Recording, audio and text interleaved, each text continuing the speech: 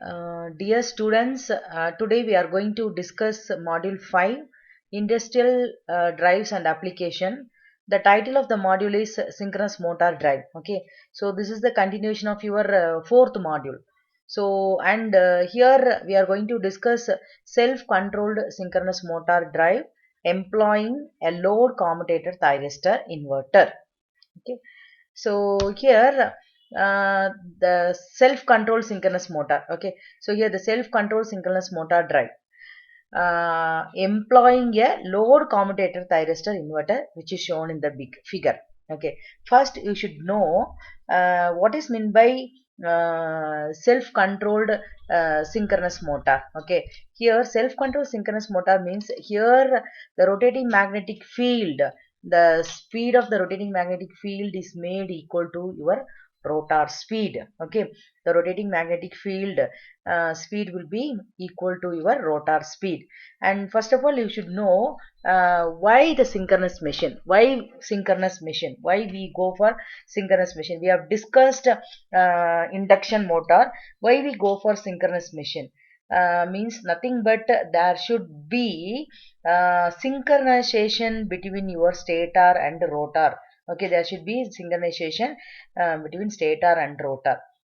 When you give the supply, okay, when you give the supply having frequency f, there is a possibility of instability. Okay, there is a possibility of instability. So in order to avoid that, we need to make a synchronization between your motor, that is the stator and the rotor. And here, and one more thing, the here we know because of this frequency. Okay, because of this supply frequency, I told there is a possibility of instability. Because of this instability, there will be a hunting will be there. Hunting, something called hunting.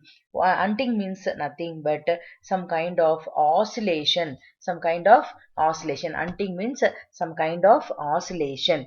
Because of the stator frequency, it is independent of rotor speed. Okay, there will be some situation where the rotor will try to adjust, the rotor will try to adjust with the stator frequency, that is instability. This instability can be expressed in terms of hunting or oscillation. Okay, so now in the case of self-controlled synchronous motor, this we are going to overcome. How means we are going to here the rotor is going to decide your stator frequency. So self control means the rotating magnetic field speed is made equal to your rotor speed. Okay, and now what is meant by load commutator thyristor? Here load commutator thyristor means here the some of the parameters of your load. Here load is nothing but your synchronous motor, and this some of the parameters of this load, we are going to turn off your thyristor, that is nothing but load commutator thyristor.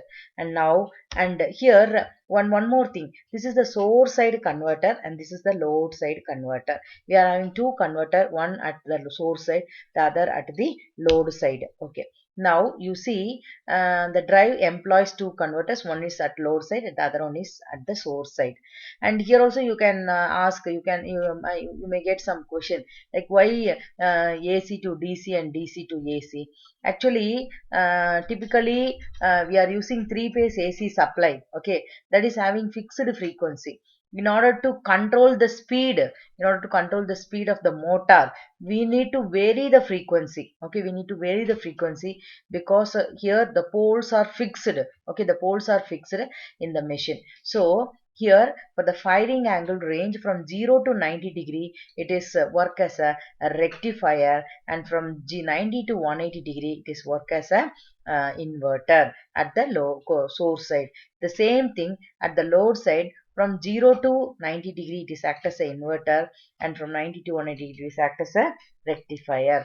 And here we know that here this frequency actually, yeah, we are going to vary the frequency. Okay, in order to vary the frequency we need to adapt some technique. What is the technique means? To convert AC to DC and DC to AC. That's why we are converting load side, we are converting AC to DC, and again this sorry, from the source side we are converting AC to DC, and the load side again we are converting DC to AC, because your load is the AC motor. Okay, your load is a AC motor. In load side, by changing the firing angle, in load side, by changing the firing angle of inverter, the time period can also change. Okay, and higher the frequency is changing. So the frequency changing is also higher, so that the speed can be controlled. How we are going to control the speed means, in the load side we are going to vary the firing angle. Okay, by varying the firing angle, the inverter time period will be varied, so that there will be change in the frequency, higher amount of change in the frequency will be takes place, so that the speed can be controlled. And now commutation, I told commutation how it is taking place. By here this VDL is nothing but your um, VDL. Here this VDL, terminal voltage, the terminal voltage which is given in the circuit, the terminal voltage, this is VDL is nothing but your terminal voltage. If this terminal voltage VDL is greater than the back EMF or the terminal voltage of your motor, then the circuit will, for the current, which is the current will be flowing from left side to right side. Okay, the current will start flowing from left side to right side. When means, if that this VDL voltage is greater than your back EMF of the motor or terminal voltage of the motor, synchronous motor, the current starts flowing from left side to right side. Okay, suppose if you want to turn off the thyristor, if you want to turn off the thyristor, and here by varying the voltage, that is by varying the VDL voltage, by from the source side, how we are going to vary the VDL voltage means, from the source side only we are going to vary the VDL voltage, and by decreasing the VDL voltage in order to increase the terminal voltage, so that the current will be stopped, which from flowing from left side to right side, so that the current of the thyristor will be lower than the holding current, so that it is enough to turn off your thyristor, so that it is enough to turn off your thyristor. Okay, so here it is common to define the commutation lead angle for load side will be beta I equal to 180 degree minus alpha 1, and your, this is very very important. And here when the reverse bias, the gamma will be is equal to beta I minus u, and for successful commutation of your thyristor. And here this load commutation thyristor is having many advantages. It does not require any external commutation circuit, and also here frequency of operation will be very high.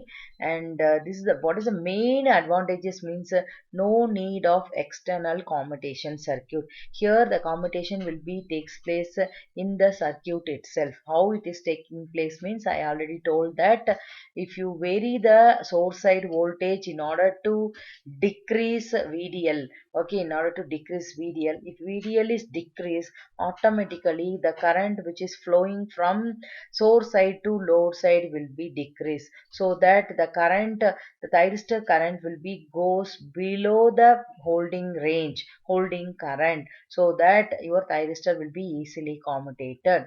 And one more thing, here the frequency of operation will be very very high, and it can operate at power levels beyond the capability of forced computation. These are the advantages of self-controlled load commutator thyristor. Okay, so thank you students. This is about your load commutation, that is self-controlled synchronous motor. The next class we will discuss about the permanent magnet synchronous motor. Okay, thank you.